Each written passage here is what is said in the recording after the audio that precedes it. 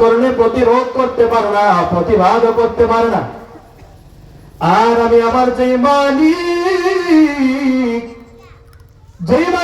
আমার সৃষ্টিকর্তা মহান রব, আমার রব তো এমন মালিক, সাতবক জমিনের নিচে একটা পাথর, ওই পাথরের নিচে ছোট্ট একটা পিপিলিকা, ওই পিপিলিকার হাঁটার গতি কেমন এটা আমার আল্লাহ ভালো করে দেখেন, এবং পিপিলিকার হাঁটার শব্দটাও আমার মালিক নিজ কুদরতি কানে শুনতে পান।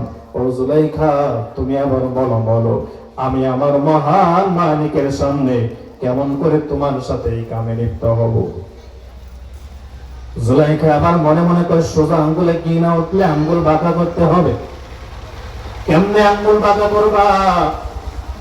সাতটা তারাকে বন্ধ করে দিল।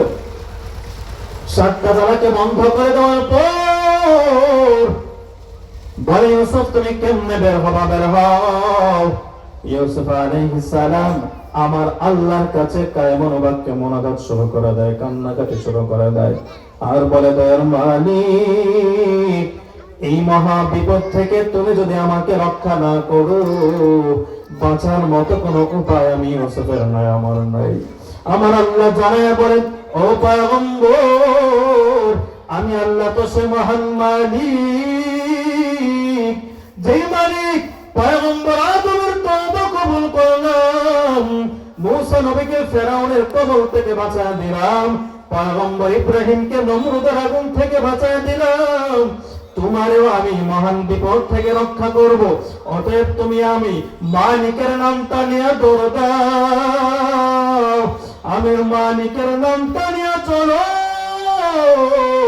পয়গম্বর ইউসুফ আলাইহিস সালাম আল্লাহর নামটা নিয়ে যখন সামন দিকে দৌড় দিয়া আগায়, আমার আল্লাহ সাথে সাথে জুলাইখার ষড়যন্ত্রের সাতটা তারাকে ঠাস ঠাস করে আমার আল্লাহ খুলে দিয়েছেন। সুবহানাল্লাহ।